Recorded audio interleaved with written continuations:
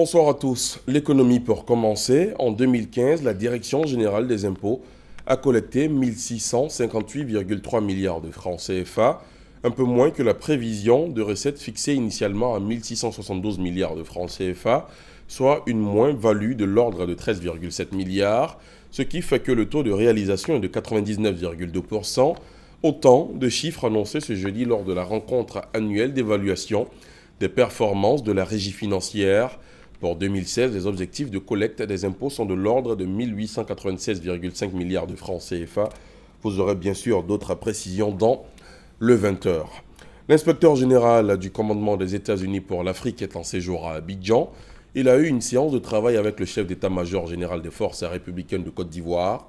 En ligne de mire, le renforcement de la coopération militaire entre les deux pays et la redynamisation de l'inspectorat militaire ivoirien. On en reparle également dans la grande édition.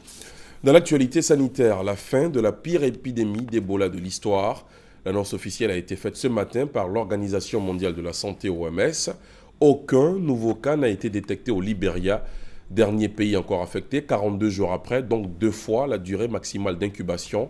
Au total, Ebola aura tué 11 315 personnes sur 28 637 personnes infectées. Reportage. L'Afrique de l'Ouest, enfin débarrassée d'Ebola. Ce jeudi, l'Organisation mondiale de la santé a officiellement annoncé la fin de la propagation de la maladie au Libéria, le dernier foyer restant après la Guinée et la Sierra Leone. Aujourd'hui, l'OMS déclare la fin de la plus récente épidémie d'Ebola au Libéria, l'épidémie qui était associée à une recrudescence de cas à la mi-novembre. C'est également la première fois que les 3 pays d'Afrique de l'Ouest, la Guinée, la Sierra Leone et le Libéria, ont mis fin à toutes les chaînes connues de transmission d'Ebola depuis le début de l'épidémie en 2014. Cette annonce intervient après que le Libéria a observé ses 42 jours, soit 2 fois la durée maximale d'incubation. Vigilance toutefois, prévient l'OMS, car les cas de résurgence de l'épidémie ne sont pas à négliger. Bien que cela soit une étape importante et un important pas en avant, nous devons souligner que le travail n'est pas encore terminé puisqu'il y a toujours un risque de réapparition de l'épidémie due à la persistance du virus chez certains survivants. L'épidémie d'Ebola en Afrique de l'Ouest est la plus grave depuis l'identification du virus en 1976. Partie en décembre 2013 du sud de la Guinée, elle s'est propagée dans 10 pays en Afrique, en Amérique et en Europe. La maladie a touché près de 29 000 personnes et tué 11 315 dans le monde, un bilan sous-estimé selon l'OMS. Et malgré cette déclaration de la fin d'Ebola en Afrique de l'Ouest, le gouvernement ivoirien a décidé de maintenir les mesures de prévention contre la maladie à virus Ebola, et ce donc malgré cette déclaration de l'OMS. Au Niger, l'enquête préliminaire vient de se terminer pour plusieurs personnes arrêtées dans le cadre de l'affaire de la tentative de coup d'État déjouée. À ce stade, l'enquête préliminaire a permis d'établir la responsabilité de 13 personnes dans la préparation de ce coup d'État déjoué en décembre. Il s'agit de 10 militaires des forces armées, 2 membres de la garde nationale et 1 civil.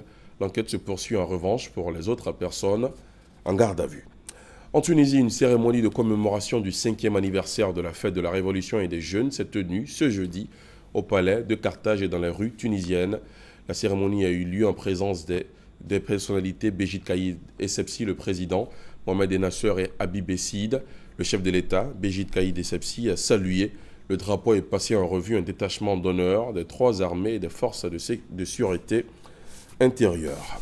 C'est aujourd'hui que la commission indépendante de l'Agence mondiale antidopage a publié la suite de son rapport sur le dopage et la corruption dans l'athlétisme, un texte accablant pour l'ancien président de la Fédération internationale, Lamine Diack, et son entourage.